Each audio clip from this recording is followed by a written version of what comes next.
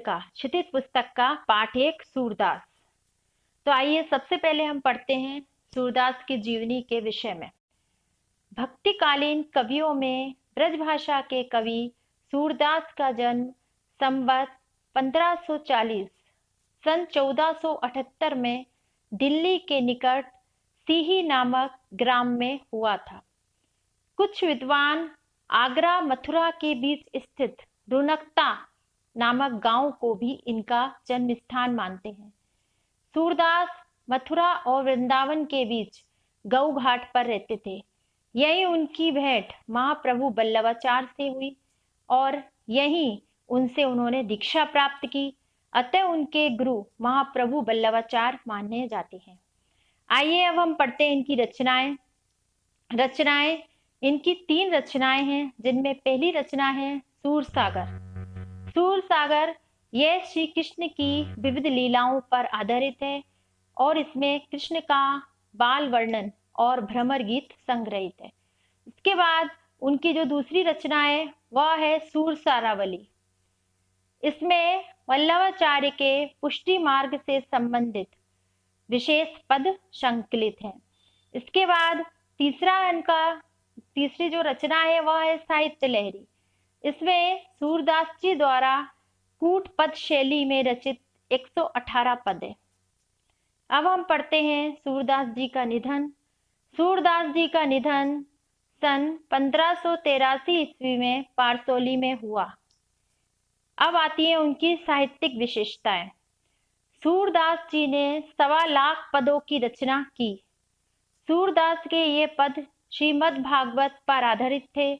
सूरदास की काव्य की भाषा ब्रजभाषा रही है।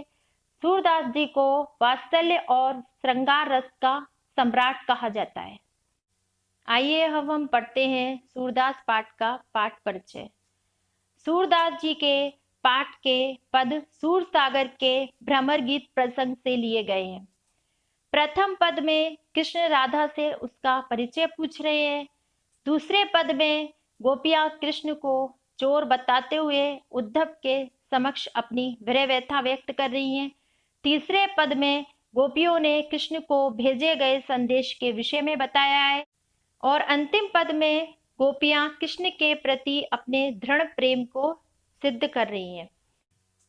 आइए हम पढ़ते हैं इसका पहला पद। भुजत श्याम कौन तू गोरी, कहाँ रहती काकी है बेटी, देखी नहीं कबहू ब्रज खोरी। एक दिन अचानक कृष्ण की राधा से भेंट हो जाती है और कृष्ण राधा से पूछते हैं, भुजत श्याम कौन तू गोरी। कृष्ण राधा से पूछते हैं, हे सुंदरी तुम कौन हो, कहाँ रहती काकी है बेटी, देखी नहीं कबहू ब्रज खोरी। तुम कहाँ रहती हो और किसकी बेटी हो, तुम्हें कभी ब्रज की गलियों में नहीं देखा। काहे को हम ब्रजतनावती, खेलत रहती अपनी पोरी। इस पर राधा कृष्ण को उत्तर देती है कि हम काहे को ब्रज की गलियों में आने लगे, हम तो अपने घर के द्वार पर खेलते रहते हैं। सुनत रहती है शवननी नंद टोटा, करत फिरत माखन दधी चोरी। राधा कृष्ण से कहती है, मैंने नंद के बेटे के विषय में सुना है कि वह माखन और दही को चोरी करता घूमता है। तुम्हारो कहा चोरी हम ले हैं, केलन चलो संग मिली जोरी।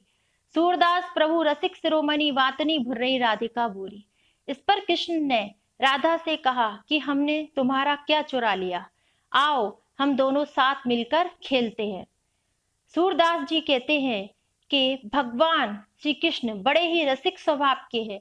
वातनी भुर्रई राधिका बोरी, उन्होंने भोली राधिका को अपनी बातों में उलझाकर अपने साथ खेलने के लिए राजी कर लिया। आइए हम पढ़ते हैं इनका दूसरा पद। मधुकर श्याम हमारे चोर, मन हरि लियो तनक चितवनी में चपल नैन की कोर। इन पदों में गोपियां उद्धव से कह रही हैं। उस समय जब उद्धव से गोपियां वार्तालाप करती है तो उस समय कहीं से एक भौरा आकर बरनाने लगता है। तो गोपियां उस भौरे को कृष्ण का प्रतीक मानकर कहने लगती हैं, मधुकर श्याम हमारे चोर। गोपियां कहती हैं कि हे भ्रमर, तुम्हारे जैसे श्याम वर्ण वाले भगवान कृष्ण हमारे चोर हैं। मन हरि लियो तनक चितवनी में चपल नैन की कोर।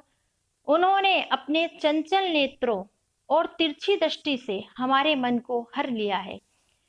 पकड़े होते हृदय और अंतर प्रेम प्रीति के जोर।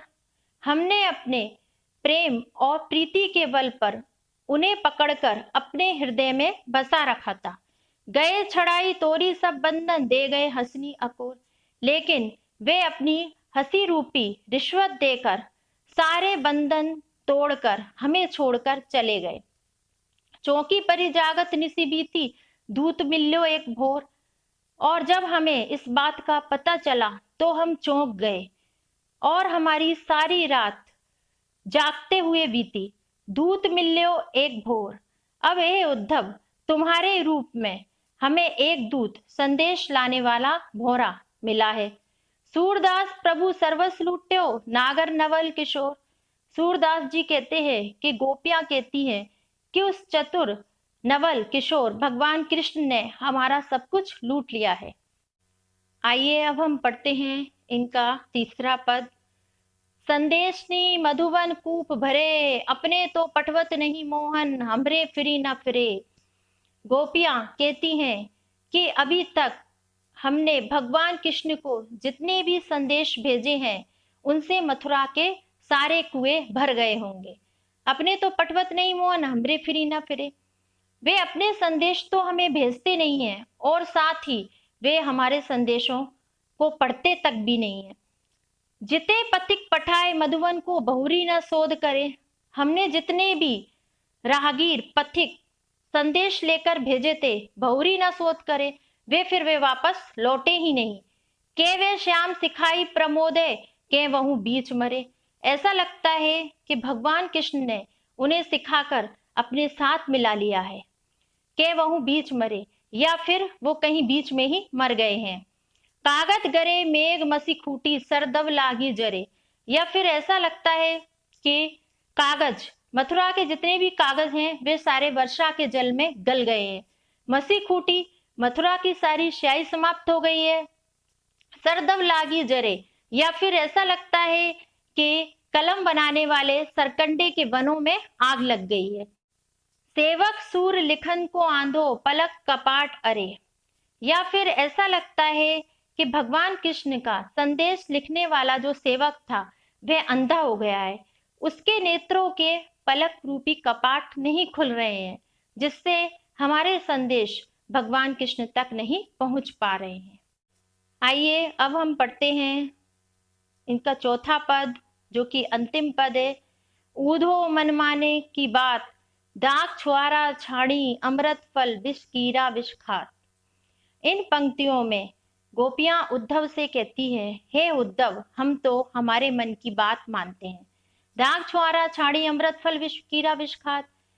दाग छुआरा जैसे अमृत फल को छोड़कर विष का जो कीड़ा होता है वह विष को ही खाता है। जो चकोर को देई कपूर को, तजी अंगर अघात। जिस प्रकार से जो चकोर पक्षी होता है वह कपूर जैसे सुगंधित पदार्थ को छोड़कर अंगारों को खाता है। मधुप करत घर फोरी काट में, बंधत कमल के पात। मधुप यानी भौरा लकड़ी में छेद करके उसको अपना घर बनाता है। बंधत कमल के पात, लेकिन वही भौरा कमल की पंखुड़ियों में बीच में फंस जाता है। जो पतंग हित जानी आपनो, दीपक सो लपटात। जिस प्रकार से पतंगा अपनी भनाई जानकर दीपक की लौ में लिपटकर भस्म हो जाता है। सूरदास जाको मन जासो, सोही ताही सुहात। सूरदास जी कहते हैं कि गोपियां कहती हैं कि हे उद्धव, जिसके मन को जो अच्छा लगता है वही उसे सुहाता है, अर्थात हमें भगवान कृष्ण अच्छे लगते हैं, अतः हम उनसे प्रेम करते हैं। अब आते हैं इस पाठ से संबंधित शब्दार्थ, जिन्हें आप मेरे वीडियो में से देखकर उन्हें पढ़ लीजिएगा। इसके बाद है इस पाठ से संबंधित वस्तुनिष्ठ प्रश्न, जिसमें पहला वस्तुनिष्ठ प्रश्न है, दूध मिल्यो एक भौर से आशय है। इसमें 4 ऑप्शन है, जिसमें जो घ नंबर का ऑप्शन है उद्धव, वह इसका सही उत्तर है। इसके बाद दूसरा है, नागर नवल किशोर विशेषण किसके लिए आया है। इसका सही उत्तर है कृष्ण। इसके बाद आते हैं अति लघुत्रात्मक प्रश्न, जिसमें तीसरा प्रश्न है कृष्ण गौरी संबोधन किसके लिए कर रहे हैं? तो इसका उत्तर है कृष्ण गौरी संबोधन राधा के लिए कर रहे हैं। चौथे नंबर का प्रश्न है सारे बंधन तोड़कर कौन कहाँ चला गया है? तो इसका उत्तर है कि सारे बंधन तोड़कर श्री कृष्ण मथुरा चले गए हैं। इसके बाद पांचवा प्रश्न है गोपियों को भ्रमर के रूप में कौन सा दूत मिला? गोपियों को भ्रमर के रूप में उद्धव मिले जो कि श्री कृष्ण के मित्र थे। इसके बाद छठा और अंतिम प्रश्न है श्याम ने किसको सिखाकर वश में कर लिया है? श्याम ने गोपियों के द्वारा संदेश लेकर जाने वाले पथिकों को सिखाकर अपने वश में कर लिया है। आज का जो मेरा वीडियो जिसमें मैंने आपको सूरदास पाठ के विषय में बताया ये यहीं पर समाप्त होता है। मेरा ये वीडियो यदि आपको अच्छा लगा हो तो इसे लाइक कीजिए, शेयर कीजिए और प्लीज मेरे चैनल को सब्सक्राइब जरूर कीजिए। धन्यवाद।